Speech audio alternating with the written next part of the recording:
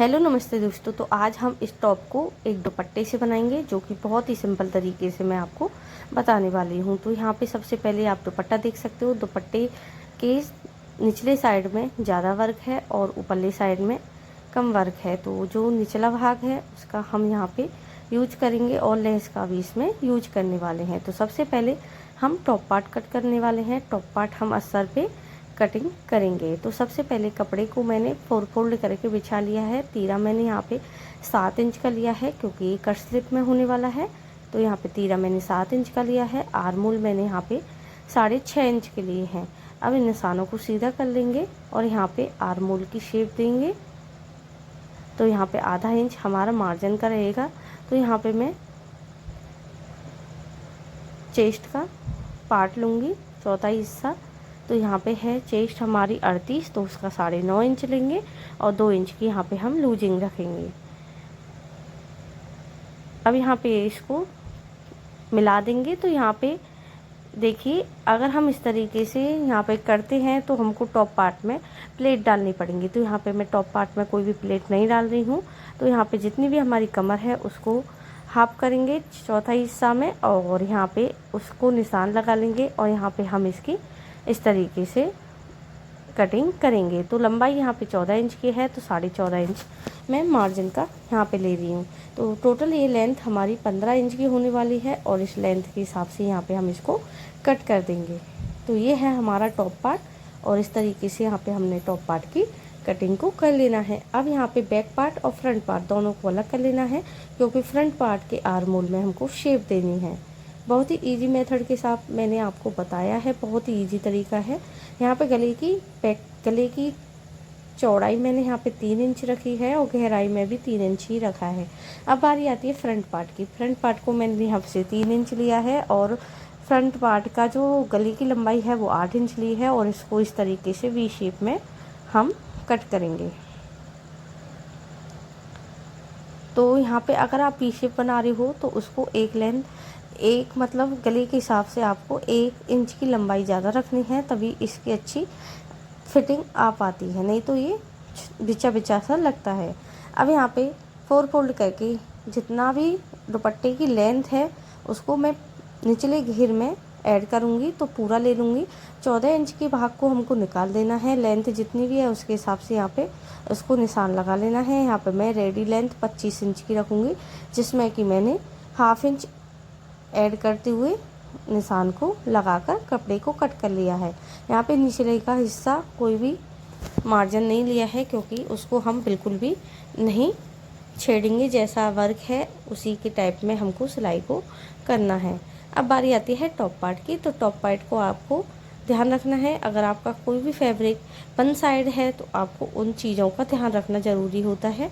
तो यहाँ पे मैं जो फूल की डायरेक्शन है उसी हिसाब से यहाँ पे हम कटिंग करेंगे, जिससे कि जो फूल है वो बिल्कुल हमारे इक्वल आए और जो टॉप है बनने के बाद उल्टा सीधा ना लगे।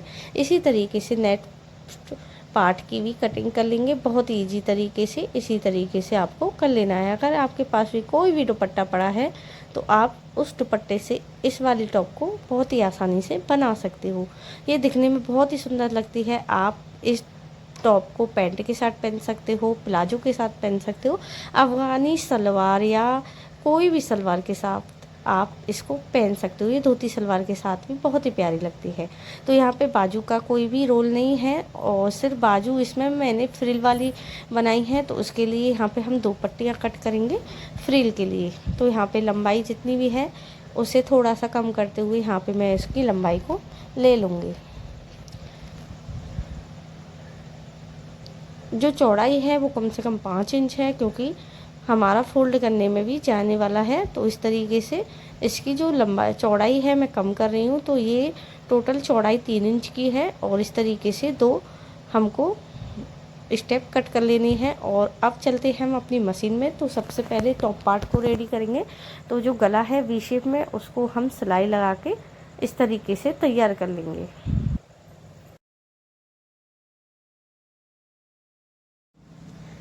तो यहाँ पे जो भी गले की शेप है उसके साथ हमको सिलाई को कर लेना है। आप चाहें तो इसे बुकरम पट्टी से भी बना सकते हैं या आप फ्यूजिंग पेपर से भी बना सकते हैं, आपकी अकॉर्डिंग जैसे भी आपको अच्छा लगता है उस हिसाब से भी इसको बना सकते हैं। मैं यहाँ पे डायरेक्ट कपड़े पर इस तरीके से सिलाई करते हुए यहाँ पे बना लूँगी। अब यहाँ पे जो भी एक्स्ट्रा फैब्रिक है उसकी कटिंग कर देंगे और वी शेप को हम इसकी थोड़ा सा दोबारा से सिलाई लगाएंगे, जिससे कि जो भी सिलाई है हमारी बिल्कुल पक्की हो जाए और अच्छी तरीके से इसकी जो गले की शेप है वो निकल के आ जाए।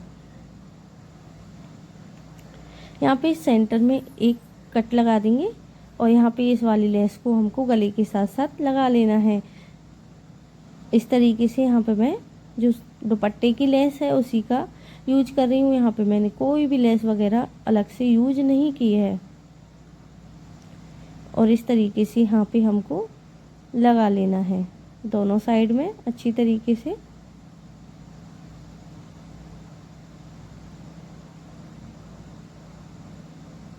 तो ये गला हमारा बनकर रेडी हो गया है।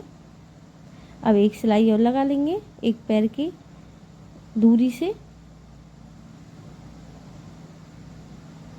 अब बारी आती है बैक पार्ट की। तो बैक पार्ट के गले को भी हमको इसी तरीके से रेडी करना है, अस्तर के साथ ही इसको इस तरीके से हमको रेडी कर लेना है।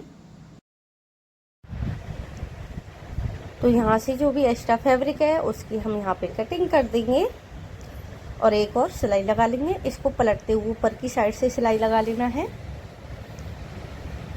तो यहाँ पे मैंने बैक पार्ट को रेडी कर लिया है। अब फ्रंट पार्ट में जो हमारी फ्रिल्स हैं उनको हम लगाएंगे।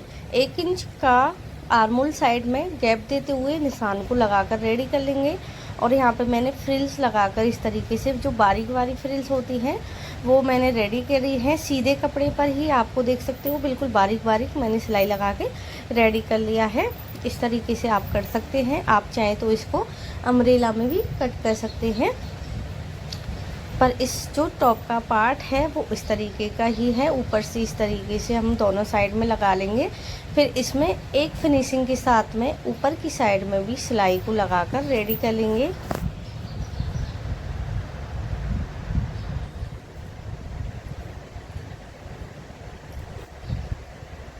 तो यहाँ पे इसको हम पलटते हुए सिलाई को इस तरीके से लगा लेंगे।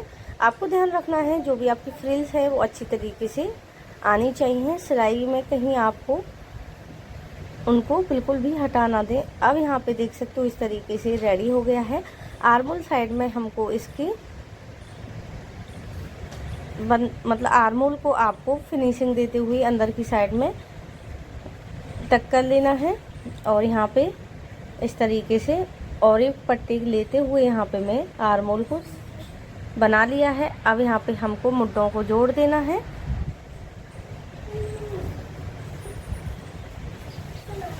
तो यहाँ से इस तरीके से मुड्डे जोड़ने के बाद बाकी का रह जाता है हमारा नीचे वाली गैदर्स डालने के लिए। तो उनको भी हम मशीन से अच्छी तरीके से डालकर रेडी कर लेंगे और एक बार प्रेस जरूर कर लेना है, जिससे कि जो भी गैदर्स हैं आपकी बिल्कुल इक्वल आए और दिखने में बहुत ही सुंदर लगे। बारीक वाली गैदर्स आपको डाल लेनी है, जिससे कि आपकी जो टॉप है वो बिल्कुल मार्केट जैसी लगे। ऐसी ना लगे कि हमने इसको दुपट्टे से बनाया है। जो भी आपकी फिटिंग है उसके साथ में फिटिंग दे लेनी है। तो आपको जब तक मैं फिटिंग लगा रही हूँ तो प्लीज़ चैनल को सब्सक्राइब कर दें और बेल आइकन को दबाना बिल्कुल ना भूलें। और यहाँ पे हम रेडी कर लेंगे अपनी जो भी टॉप है उसके नीचले वाले पार्ट को। अब गैदर्स किस तरीके से डालनी है, जैसे आपकी मशीन का फुट होता है उसमें आप एक नीचे की साइड में सुई डाल के इस तरीके से गैदर्स बना सकते हैं।